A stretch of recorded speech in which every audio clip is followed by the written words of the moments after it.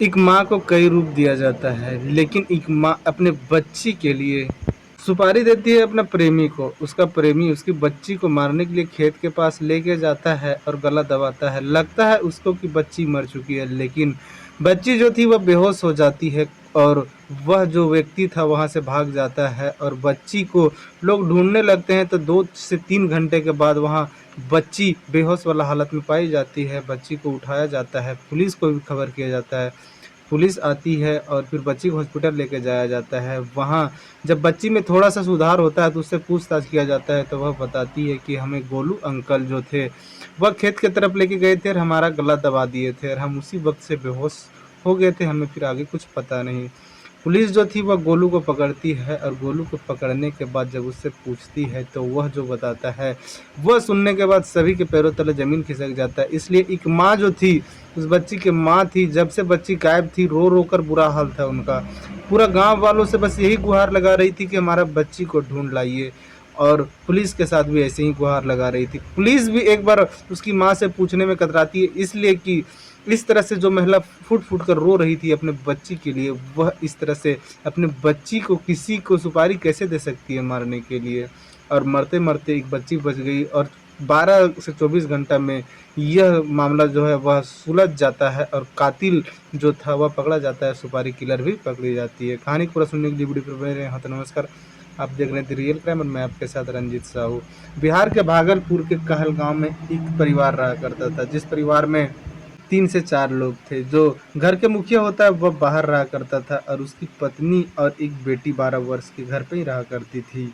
25 अप्रैल 2026 का दिन था। शाम के वक्त वह बच्ची घर के पास से खेलते खेलते गायब हो जाती है। उसकी माँ को पता चलता है कि हमारी बेटी जो 12 वर्ष के है वह कहीं दिख नहीं रही है, तो आसपास के लोग से पूछने लगती है और फिर यह बात जो था वह धीरे धीरे आग की तरह पूरा गांव में फैल जाता है। लोग उस बच्ची को ढूंढने में सारे जुट जाते हैं, पूरा गांव के लोग एक तरह से जुट जाते हैं, लेकिन वह बच्ची का कहीं खबर नहीं चल रहा था। तो फिर एक व्यक्ति जो था वह समझदारी दिखाता है, पुलिस को फ़ोन कर देता है कि एक बच्ची जो है वह गायब है। पुलिस तुरंत ही पहुंच जाती है और उस बच्ची को ढूंढने लगती है। 2 घंटे का वक्त बीत जाता है। 3 घंटा जैसे बीतने वाला होता है तो खेत की तरफ कुछ लोग जाते हैं तो देखते हैं कि एक जो बच्ची है वह झाड़ी के पास अधमरा हालत में पड़ी हुई है। सांस तो उसका चल रहा है, लेकिन वह कुछ बोलने के हालत में नहीं है। उसके बाद वहाँ सारे लोग को इकट्ठा किया जाता है। सारे लोग जब जुड़ते हैं तो पुलिस तुरंत ही उस बच्ची को लेकर नज़दीक के अस्पताल जाती है। तो वहाँ डॉक्टर देखते हैं कि वह बच्ची के गले पर निशान है और काफ़ी ज़्यादा ताकत से उस बच्ची का गला दबाया गया। कुछ देर के इलाज में जब पुलिस उस बच्ची से पूछताछ करने के लिए जाती है तो वह बच्ची तो ज़्यादा कुछ नहीं बोल पा रही थी, इसलिए उसके गले पर ही दबाव का निशान था। उसका गला को ही दबाया गया था, जिस वजह से वह खुल के नहीं बोल रही थी। लेकिन बस वह टूटी फूटी आवाज़ में एक बात ज़रूर बोलती है कि Golu uncle, Golu uncle. Police को लगता है कि गोलू अंकल बोल रही है, लगता है कि इसमें कोई हाथ जो है वह गोलू अंकल का ही है।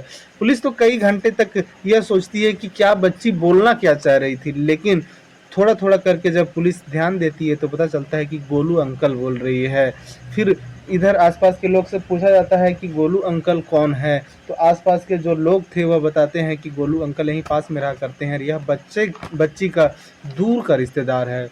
लोग फिर और भी बताते हैं कि जो गोलू है वह यहीं रहा करता है और यह जो बच्ची है उसके जो पिता है वह बाहर रहा करते हैं और उसकी माँ घर पे रहा करती है और गोलू अक्सर इसके घर में आया करता। कभी तो बच्चे के साथ खेला करती, लेकिन इसका माँ से कुछ ज़्यादा ही नज़दीकियाँ थे। लोग कई तरह के बात बोले, लोग अवैध संबंध के बारे में भी बोल देते हैं कि गोलू और इसकी माँ में अवैध संबंध भी है। जो पुलिस थी वह फिर समझ जाती है कि मैटर क्या होगा। उसके बाद गोलू को पकड़ने के लिए उसके घर पे जाती है पुलिस, तो गोलू घर पे होता नहीं है। पुलिस को यहाँ पर पूरा शक हो जाता है गोलू के ऊपर कि इसमें ज़रूर गोलू का ही हाथ है। उसके बाद गोलू को ढूंढने के लिए कई तरह के लोग को लगा देती है पुलिस। पुलिस को पता चलता है कि भागलपुर के कहलगांव में जो गोलू है वह छुपा हुआ है और पुलिस वहां जाती है तो गोलू को पकड़ लेती है और उसे थाने लेके आती है। कई घंटे के पूछताछ में जो गोलू है वह अपना जुर्म कबूल कर लेता है और बोलता है कि हाँ, हमारे द्वारा ही उस बच्ची का कत्ल करने का कोशिश किया गया था, लेकिन वह बच्ची जिंदा बच जाती है। उसके बाद पुलिस को वह सारा कुछ बताता है यार। फिर जो गोलू के बात पर उसकी जो बच्ची की माँ थी उसको भी गिरफ्तार कर लेती है पुलिस। उससे पूछताछ करने में थोड़ा सा पुलिस जो थी वह कतरा रही थी, इसलिए कि उसकी माँ को बहुत बड़ा सदमा लगा था कि उसकी बच्ची जो है वह इस तरह से इस तरह की हालत में पाई गई है।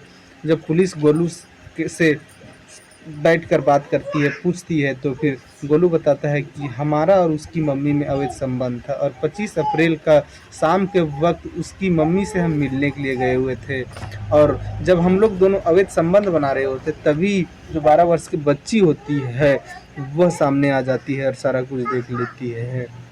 यहाँ से उसकी मम्मी को डर लगने लगता है कि अगर यह बच्ची कहीं जाके किसी को बोल दी तो फिर हम लोग का पोल खुल जाएगा और जो घर में एक रिश्ता है पति पत्नी वाला वो खराब हो जाएगा। जहाँ जहाँ तक यह बात जाएगा लोग हम लोग को क्या बोलेंगे। फिर वह महिला कई घंटा तक सोचती है, उसके बाद गलू को बोलती है कि बच्ची को तुम मार दो। एक तरह से उसकी माँ ही अपनी बच्ची को सुपारी देती है अपने प्रेमी को और गलू भी इस बात के लिए तैयार हो जाता है। वह भी चाहता था कि हमारा प्यार भी बचा रहे और हमारा कहीं बदनामी भी ना हो और इस बारे में कोई जाने भी ना। इस वजह से गलू भी इस कदम को उठाने के लिए तैयार हो जाता है। उसके बाद दोनों प्लान बनाते हैं किस तरह से बच्ची को खेत की तरफ लेके जाया जाए। उसके बाद बच्ची को बुलाता है गलू और बोलता है कि तुम्हारी माँ है वह सुसाइड करने के लिए गई हुई है। वह बोल रही है कि जो हमारी बच्ची इस तरह के हरकत को देखी है कहीं किसी को बता देगी और वह डर के मारे जाके और अपने जान को देना चाह रही है। जो अब 12 वर्ष की बच्ची होती है वह अपनी माँ को बचाने के लिए अपना जान एक तरह से देने के लिए तैयार हो जाती है। वह बोलती है मैं माँ को जाके बताऊंगा, उससे समझाऊंगा और मैं अपनी माँ को वापस लेकर आऊंगा। गोलू इसी बात का इंतजार कर रहा था। गोलू बोलता है कि खेत की तरफ गई हुई है तुम्हारी माँ।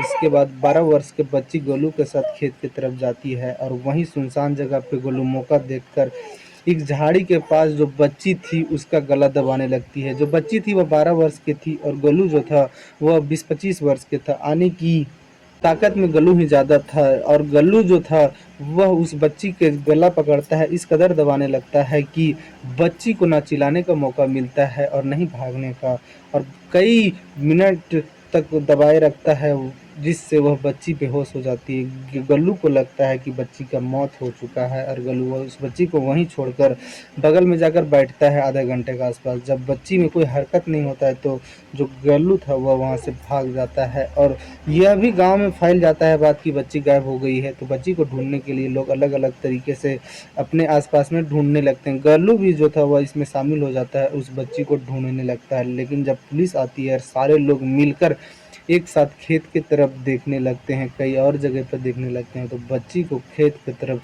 झाड़ी में पाया जाता है और फिर उसे हॉस्पिटल लेके जाया जाता है और हॉस्पिटल में वह गल्लू का नाम लेती है और फिर गल्लू तक पुलिस पहुंचती है और इसमें कत्ल करने का जो साजिश था इसकी माँ और इसका माँ के प्रेमी का वह पर्दाफाश होता है। पुलिस जो थी वह उसकी माँ को भी गिरफ्तार कर लेती है और उस गल्लू को भी। अब इसमें यह बयान के आधार पे गल्लू और उसकी जो गर्लफ्रेंड थी उसके ऊपर चार्जशीट तैयार होगा। यह मामला कोर्ट जाएगा। फिर कोर्ट में जब जज जब यह चार्जशीट पढ़ेंगे तो फिर ये दोनों को क्या सज़ा सुनाते हैं। लेकिन एक माँ अपनी ममता को मार देती है एक बात को छुपाने के लिए, लेकिन क्या उसका बात ये छुपता है? नहीं, और भी वह दलदल में फंस जाती है और जो अगर वह यह कदम ना उठाती और समझौता करना चाहती तो घर वालों में ही बात सिमट जाता। लेकिन यह जो खबर है वह देश विदेश तक पहुंच जाता है और लोग जब जानते हैं कि एक माँ इस तरह से कदम उठा सकती है तो लोग अपने अपने घरों पर भी झाँकने पर एक बार मजबूर हो जाते हैं कि कहीं किसी के पास इस तरह का तो बात नहीं हो रहा है, नहीं तो आगे चलकर किसी और बच्चे का इसी तरह से हत्या करने का कोशिश किया जाएगा। और यह बच्ची तो समय से बच जाती है इसलिए कि गल्लू को कहीं न कहीं डर था कि कहीं कोई देख ना ले और उसे लग चुका था कि वह बच्ची मर चुकी है, लेकिन वह बच्ची का साँस चल रहा था। अगर थोड़ा-सा और गल्लू देर तक उस बच्ची का गला दबाए रखता तो शायद वह बच्ची मर भी गई होती और यह जो माँ और गल्लू में जो चल रहा था उसका पर्दाफाश भी नहीं होता। कई दिन कई महीने भी लग सकता था, लेकिन वह बच्ची जब जीवित बच जाती है तो अपने मुंह से यह बयान देती है कि हमारे साथ ये ऐसा किया, तो पुलिस को भी आसान पड़ जाता है उस व्यक्ति तक पहुँचने में और उसकी माँ तक पहुँचने में। अभी ये दोनों जेल में है और ये जो बच्ची है वह हॉस्पिटल में अपना शरीर को ठीक करने में लगी हुई है। अभी इसमें कोई अपडेट आता है तो आपको अगला वीडियो में बताएँगे। इस कहानी में इतना ही। जय हिंद, जय भारत।